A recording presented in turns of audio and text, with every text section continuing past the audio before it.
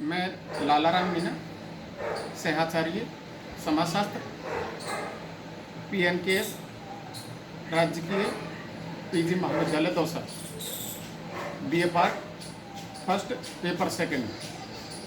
नमस्कार विद्यार्थियों। पूर्व में मैंने आपको ग्रामीण समाज शास्त्र का अर्थ, परिभाषा एवं विशेषताओं का उल्लेख किया था। अब मैं आपको ग्रामीण समुदाय, रूरल कम्युनिटी के बारे में बताने जा रहा हूँ। ग्रामीण तथा समुदाय की पृथक पृथक व्याख्या करने के बाद हम ग्रामीण समुदाय की व्याख्या कर सकते हैं। ग्रामीण समुदाय ऐसे समुदाय हैं जो प्रकृति पर प्रत्यक्ष रूप से निर्भर हैं, जिनका एक निश्चित स्थान है, जिनकी आजीविका प्रकृति से प्रथम बार प्रत्यक्ष रूप से उत्पन्न वस्तुओं से चलती है तथा जिनका आकार छोटा होता है।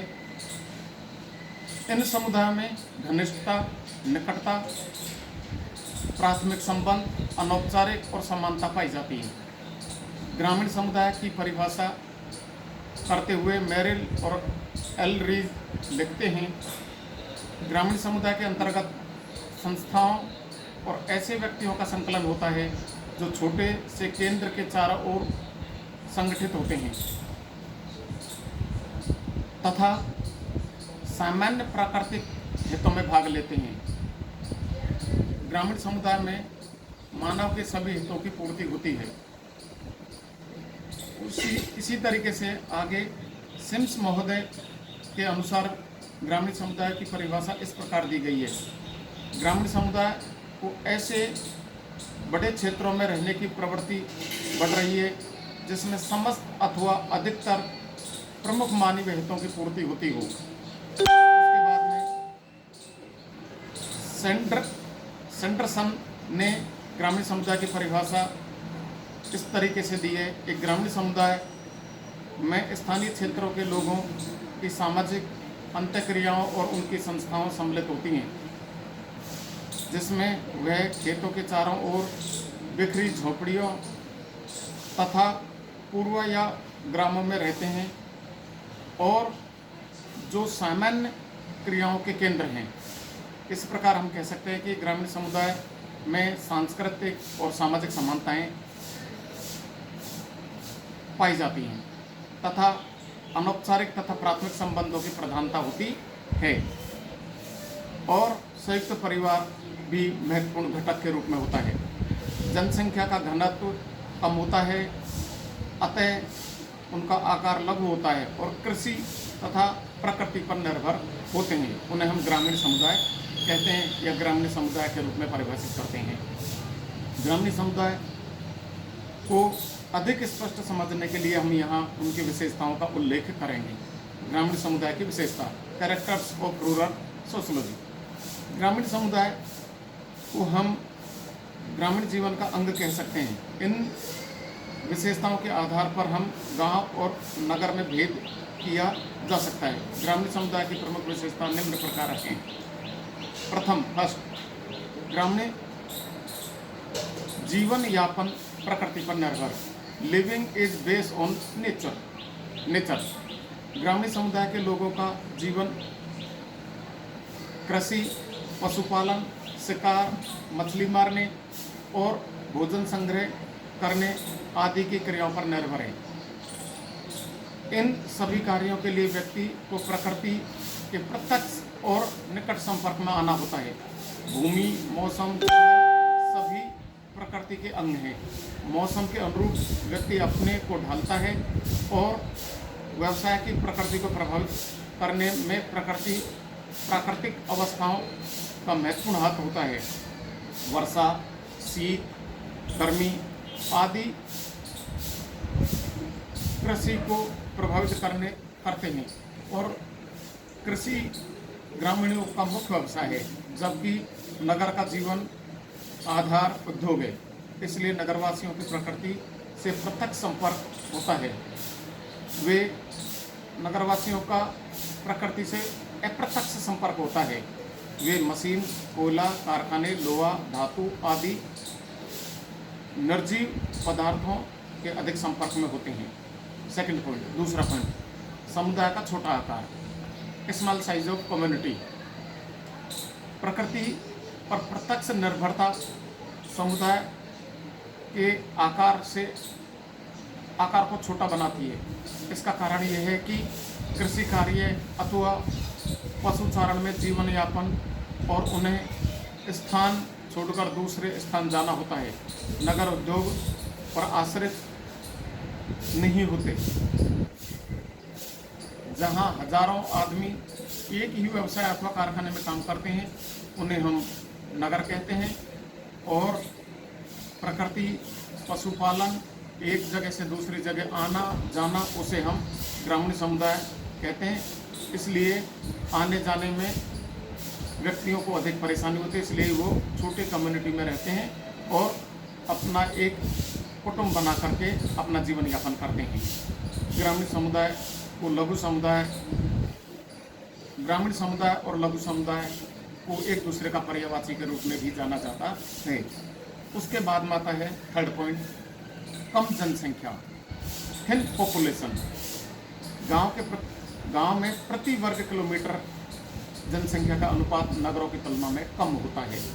ग्रामीण लोगों के पास प्रति व्यक्ति भूमि अधिक होती है, क्योंकि कृषि एवं पशुचारण इसके अभाव में संभव नहीं है। ग्रामीण लोग जीवन यापन के विभिन्न स्रोतों के इर्द गिर्द बिखरे रहते हैं। जनसंख्या के कम घनत्व के कारण ग्रामीण क्षेत्र घनी बस्तियों की समस्याएं जैसे स्वास्थ्यपूर्ण वातावरण का अभाव, गंदगी, बीमारी, मकानों की कमी आदि से सामान्यतः मुक्त रहते हैं। थर्ड पॉइंट के बाद में आता है फोर्थ पॉइंट, चतुर्थ पॉइंट, प्रकृति से घनिष्ठ संबंध, क्लोज कॉन्टैक्ट विद नेचर। ग्रामीण समुदाय का प्रकृति से घनिष्ठ संबंध होता है। ग्रामवासी प्रकृति की गोद में ही जन्म लेते हैं, गोद में ही रहते हैं और गोद में ही मरते हैं। ग्रामीण लोग शुद्ध हवा, पानी, रोशनी, सर्दी, गर्मी का अनुभव करते हैं। खुला एवं स्वस्थ वातावरण, शीतल सुगंध हवा, पेड़ पौधे, लताएं और पशु पक्षियों आदि से ग्रामीणों का प्रत्यक्ष संपर्क होता है। सूरज, चांद, तारे, अंधेरा, जंगल, उजाले उनके जीवन के क्रियाकलापों को तय करते हैं। वे ऋतुओं एवं प्राकृतिक दृश्यों का आनंद लेते हैं। उनके लिए नगरवासी तरसते ही रहते हैं। अगला पॉइंट, पांचवा पॉइंट, समरूपता, सजातीयता। ग्रामीण समुदाय के लोगों में सामाजिक, आर्थिक, राजनीतिक, सांस्कृतिक जीवन में एक रूपता देखने को मिलती है। उनका व्यवसाय, भाषा, धर्म, रीति रिवाज, आदर्श, संस्थाएं, आचार विचार एवं जीवन के प्रति दृष्टिकोण सामान्यतः समान होते हैं।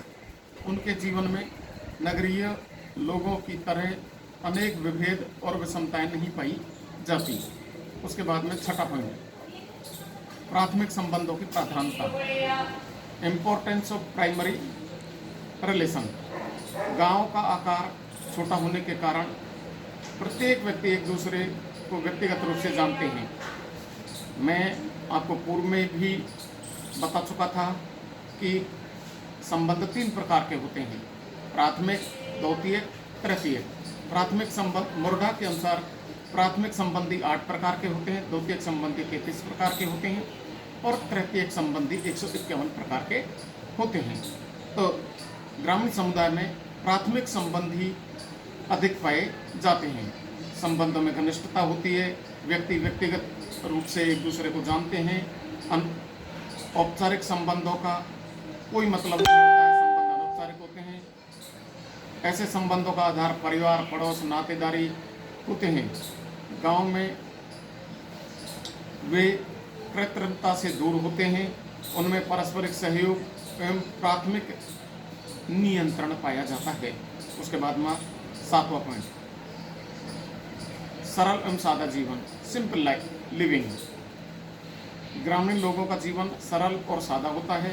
वे नगर की तरह तड़क भड़क, चमक दमक, आडंबर और बनावटी जीवन से दूर रहते हैं। वो सादा जीवन यापन करते हैं। प्रकृति की गोद में रहने के कारण वे सादा जीवन यापन करते हैं। साज सज्जा श्रृंगार आदि सामग्रियों का वो कम से कम प्रयोग करते हैं। वे कृत्रिमता को कम पसंद करते हैं और प्रकृति में जो चीज़ें मिलती हैं उनसे अपना आहार विहार भोजन शुद्ध हवा का प्रयोग करते हैं। इसी प्रकार से आगे सामाजिक गतिशीलता का अभाव। ग्रामीण समुदाय में सामाजिक गतिशीलता का अभाव पाया जाता है। ग्रामीण सामाजिक संस्करण इतना कठोर और अमानवीय होता है कि उसे बदलना कठिन होता है। यहाँ जाति व्यवस्था ये सामाजिक संस्करण का प्रमुख आधार होता है। जाति की अवहेलना करने का अर्थ होता है सामाजिक जीवन से पृथक हो जाना। जाति व्यवस्था या जाति के आधार पर ही यहाँ व्यवसाय का निर्धारण होता है। परंपरात्मक व्यवसाय होता है। प्रत्येक जाति का अपना एक व्यवसाय होता है। व्यक्ति उसमें संलग्न हो जाता है। उसे त्याग कर अन्य व्यवसायों की ओर बढ़ना यहाँ नामुमकिन होता है। संयुक्त परिवार प्रथा भी पाई जाती है। उसके बाद में अगला पॉइंट 9, धर्म प्रथा और रूढ़ियों का महत्व। ग्रामीण समुदाय में धर्म प्रथा और रूढ़ियों का महत्व पाया जाता है। ग्रामवासी धर्म को बहुत महत्व देते हैं। प्रथा और रूढ़ियों के आधार पर चलते हैं। पाप पुण्य स्वर्ग नरक कर्म धर्म अच्छाई बुराई आदि भावनाओं से प्रेरित होते हैं।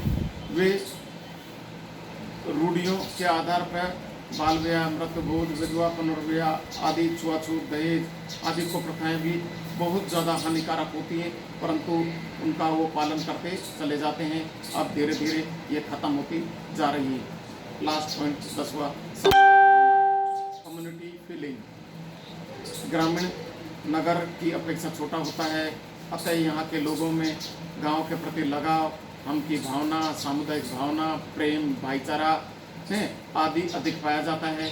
जबकि नगरों में प्रेम, प्यार, भाईचारा, सामुदायिक भावना का अभाव पाया जाता है। व्यक्ति व्यक्तिगत रूप से कार्य करता है, वहाँ व्यक्ति सामुदायिक रूप से या समूह के लिए या हम की भावना के आधार पर काम करता है।